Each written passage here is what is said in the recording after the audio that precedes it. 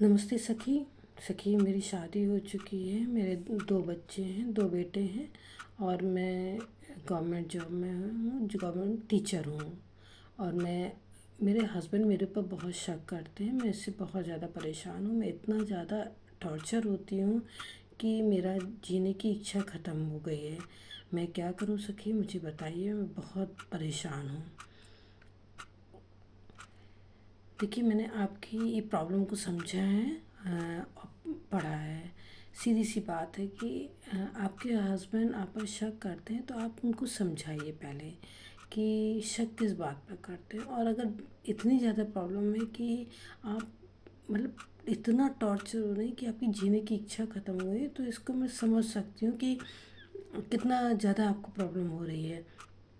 सीधी सी बात है, आप किसी पर डिपेंडेंट तो है नहीं, इंडिपेंडेंट हैं। आपके दो बेटे हैं और जब डिपेंडेंट नहीं है तो अपने पति से सीधे से बात करिए कि तुम शक किस बात पर करते हो। और अगर शक करते हो तो इस बात को प्रूव भी करो कि मैं गलत हूँ। और ठीक है, अगर ज़्यादा प्रॉब्लम क्रिएट कर रहे हैं, इतना ज़्यादा टॉर्चर कर रहे हैं, तो फिर आप सीधे से बोलो कि देखो, अगर तुम्हें दिक्कत इतनी अधिक हो रही है, इतना ज़्यादा मुझसे प्रॉब्लम हो रही है, मैं तुम्हें कोई पैसा नहीं दूंगी, मैं घर का कोई खर्चा नहीं उठाऊंगी। जैसे कि आपने और भी सेकंड टाइम मुझे ये फिर से भेजा है। देखिए, मैं रीड कर रही हूँ। आपने ये भी भेजा है मुझे फिर से कि मैं घर का पूरा खर्चा उठाती हूँ, बच्चों की मैं फ़ीस में ही देती हूँ। इवन मेरे हस्बैंड जो हैं वो वर्किंग में भी नहीं है। तो अब बताइए, इससे बड़ी बात क्या होगी कि आप पूरा घर का खर्चा उठाती हैं, आप सब कुछ करती हैं। आप सीधे से बोल दीजिए, मैं देखो घर का खर्चा नहीं उठाऊंगी पूरी तरह से अगर मुझ पे इस तरह से शक करोगे।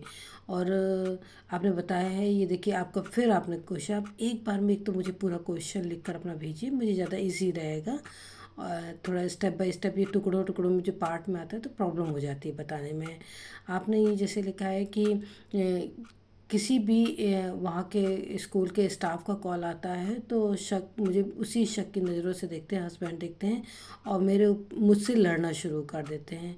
तो ये कोई मतलब नहीं है। मैरिड लाइफ को अच्छे सक्सेसफुली बनाकर इतना अच्छा है कि आपने बताया कि आपके दो बच्चे हैं, आप एक हस्बैंड वाइफ साथ में रहते हो, वाइफ वर्किंग में इतना है, तो और क्या चाहिए एक हस्बैंड को अपनी वाइफ से, और क्या चाहिए। आप पूरा घर का काम देखते हो, इससे ज़्यादा और क्या चाहिए।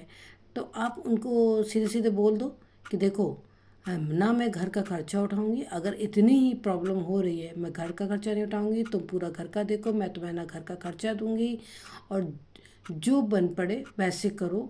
इस तरह से घर में लड़ाई लड़ना बिल्कुल ना मुझे पसंद है, ना मैं लड़ सकती हूँ। फिर भाई ये होता है ना कि जो जैसा होता है उससे उस तरह की लैंग्वेज बोलना ही पड़ती है अपनी फैमिली को बचाने के लिए। इस तरह से मैं अब नेक्स्ट क्वेश्चन पढ़ती हूँ, क्योंकि टाइम कम हो रहता है, क्वेश्चंस के बहुत सारे आंसर देना होते हैं, छोटे छोटे क्वेश्चन बड़े होते हैं। नेक्स्ट क्वेश्चन है, मेरी बेटी 10th क्लास में है और उसका इस साल बोर्ड है। ये देखिए, ये मैंने आपको पहले भी आया था मेरे पास ये क्वेश्चन, तो मैंने बताया भी था कि बोर्ड है, 10th में है, मैथ्स उसकी वीक है। तो आपने भी सेम वही पूछा है कि मैथ्स अगर वीक है तो उसका कहीं दूर नहीं गया है, अभी स्टार्ट हुआ है, समर वेकेशन स्टार्ट हुआ। मैथ्स से कितना अच्छा सब्जेक्ट है। आप बेटी को बोलिए 3 आवर्स रेगुलर सारे सब्जेक्ट के साथ मैथ्स को दे। मैथ्स प्रैक्टिस मांगता है। बस देखिए, फिर आप, मेरी बेटी भी 10th पास आउट है, मैंने भी जो मैंने किया है उसकी परसेंटेज बहुत अच्छी है। तो और मैं मतलब सेटिस्फाइड हूँ। तो मैं बस यही कहूँगी कि आप मैथ्स को उसको रेगुलर प्रैक्टिस कराइए। समर वेकेशन स्टार्ट हुए, टाइमिंग ज़्यादा दीजिए, क्योंकि अभी क्या होगा कि स्कूल्स रीओपन हो जाएंगे, समर वेकेशन सबकी बंद हो जाए, मतलब पूरी हो जाएंगी। तो उसके बाद बच्चे के पास टाइम नहीं होता है। स्कूल रहेगा, कोचिंग रहेगी, कोचिंग नहीं तो ट्यूशन रहेगा, अगर सेल्फ स्टडी करती है वो रहेगा, फिजिक्स केमिस्ट्री और भी सब्जेक्ट्स हैं, सबको देखना होगा। तो अभी ये है कि ये गोल्डन टाइम होता है, ये 1 मंथ का, इसमें जितना अधिक वो कवर कर लेगी उसका लिए उतना ही बेस्ट रहेगा। और वो बोल्डली बहुत अच्छे से सारे सब्जेक्ट को कवर करके हुए आगे बढ़ जाएगी। मेरा ये अपना पर्सनल एक्सपीरियंस है, मैं आपको इसीलिए बता रही हूँ। मेरी 10 मैंने अभी जैसा बताया, मेरी बेटी भी 10th पास आउट है, बहुत अच्छे परसेंटेज से वो उसने 10th क्लियर किया है। मैं फ्रैंकली बताऊँगी, मैंने इतना इमेजिन नहीं किया था, लेकिन उसने मेहनत भी बहुत की है। और मैं चाहती हूँ मेहनत इसीलिए की क्योंकि देखिए उसने टाइम वेस्ट मैंने करने नहीं दिया और मेरी बेटी ने किया नहीं है। तो उससे क्या होता है, बच्चे को इंटरेस्ट आता है जब वो कैच करने लगता है सब्जेक्ट को और अच्छा रिस्पॉन्स देने लगता है, तो उसको इंटरेस्ट आता है वो और उसमें इंजॉय करता है सब्जेक्ट को पढ़ने में। तो उस तरह से आपको समर वेकेशन है, आप उसको मोटिवेट करिए, पॉजिटिविटी दीजिए कि बेटा कर सकते हो, सब कुछ कर सकते हो। Okay, thank you. चलिए थर्ड क्वेश्चन है। ओ माय गॉड, ये बहुत कॉमन क्वेश्चन है, लेकिन भाई इसके फैमिली मेम्बर हैं तो अगर कुछ भी होता है तो प्रॉब्लम तो होती है। मेरी मदर इन लॉ मुझे बहुत ज़्यादा परेशान करती हैं। और अच्छा, 12th, अब देखिए 12th है, बोर्ड है, इन्होंने लिखा है कि मैं मायके जाना चाहती हूँ, लेकिन मेरी फैमिली में मुझे मायके नहीं जाने दिया जा रहा है क्योंकि बेटी का 12th बोर्ड है। देखिए इसमें मैं फैमिली का साथ दूंगी और आपसे कहूँगी, अगर आपके पास इमरजेंसी नहीं है तो प्लीज़ आप एक बार इस साल मायके मत जाइए, क्योंकि अभी मैंने 10th जैसे बोर्ड है, बच्चे का वैसे 12th बोर्ड है, इसके पास कैरियर को भी चूज़ करने वाला टाइम है, फाइट करना है, कितने कंपटीशन देना होते हैं, ये टाइम उसका मत जाने दीजिएगा। और मदर का सपोर्ट बहुत ज़्यादा नेसेसरी होता है। तो आप प्लीज़ इस बार मायके को थोड़ा आगे कर दीजिए, क्योंकि पूरा होल लाइफ आप जा सकते हो, रुक सकते हो। और अपने फैमिली अगर इमरजेंसी नहीं है, अगर मायके में इमरजेंसी है तो उसके लिए मैं बिल्कुल नहीं कहूँ, क्योंकि आपने ऐसा कुछ भी मेंशन नहीं किया है कि आपको इमरजेंसी है। हाँ, बेटी का बोर्ड आपने बताया है कि आपको फैमिली में जाने नहीं दिया जा रहा है, तो प्लीज़ आप इस बार अवॉइड कर दीजिए। उसका पूरा पीक टाइम है, ये कैरियर का टाइम है।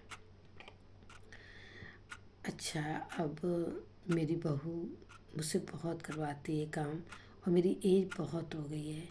सखी मैं बताइए क्या करूं, कि मेरी एज हो गई है और मैं काम करने में बहुत असमर्थ हूँ, लेकिन बहू मेरी समझती नहीं है। मैं संकोच कर रही थी कि आपको कैसे मैसेज दूं, क्योंकि मैं आपके पास अधिकतर मैसेज बहू के आते हैं या बेटी के आते हैं, या इस तरह से देखा। मैंने सास का मैसेज आपके पास एक दो बार ही देखा है, तो मैं आपको मैसेज भेजने में संकोच कर रही थी। लेकिन प्लीज़ मेरी रिक्वेस्ट है, मेरी बहू से एक बार आप बोल लीजिए कि प्लीज़ मेरी एज को देखते हुए मेरा मुझसे काम करवाएं। और मैं बिल्कुल अपनी बहू से, जैसे आपके पास मैं कंप्लेंट सुनती हूँ कि आपको बहुएं कंप्लेंट करती कि मेरी सास मुझे परेशान करती है, तो यहाँ मेरे यहाँ उल्टा है।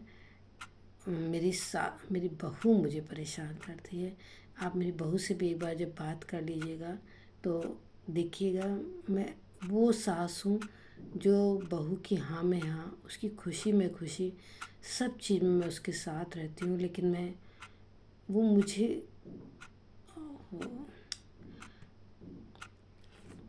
ये देखिए बहुत दुख की बात है, क्योंकि देखिए मैं भी बहू हूँ, आप भी बहू हैं, कल को आप सास भी बनेंगी।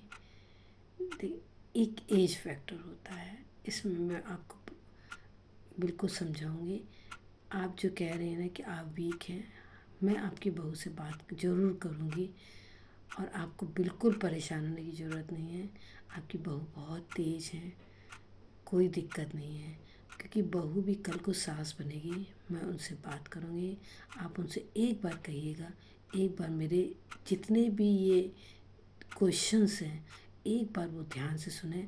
उनको आपसे क्या प्रॉब्लम है, आप जैसे मैं बहू को कहती हूँ कि अपनी सास से पूछे कि आपको प्रॉब्लम क्या है, तो आपसे भी मैं कहूँगी आप अपनी बहू के पास बैठिए और उनसे पूछिए कि बेटा मुझसे तुम्हें प्रॉब्लम क्या है।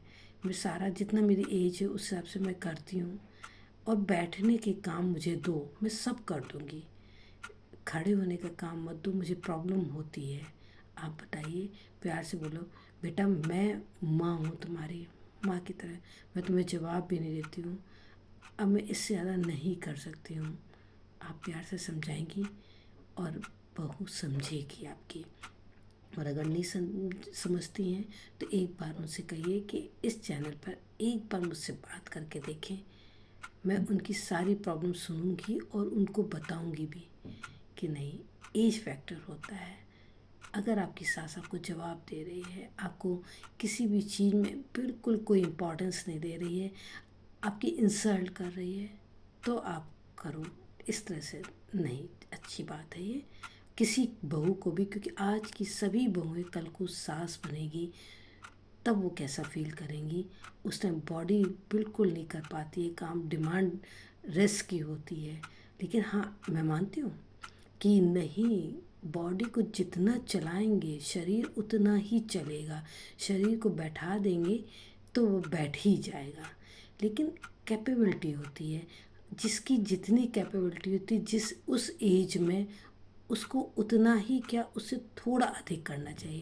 लेकिन ये बहू या फैमिली मेम्बर्स डिसाइड नहीं करते हैं, ये हमें खुद डिसाइड करना पड़ता है कि नहीं, हमें रेस्ट नहीं करना, हम अपनी कैपेबिलिटी के हिसाब से थोड़ा थोड़ा करते जाएंगे। चलिए, ये प्लेटफॉर्म मैंने इसीलिए ऐसा खोला है कि इसमें न किसी के सिटी का नाम, न किसी स्टेट का नाम, किसी एड्रेस का नाम, आपकी जो भी क्वेश्चंस, जो भी प्रॉब्लम्स हैं, वो आप प्लीज़ मुझे बताइए।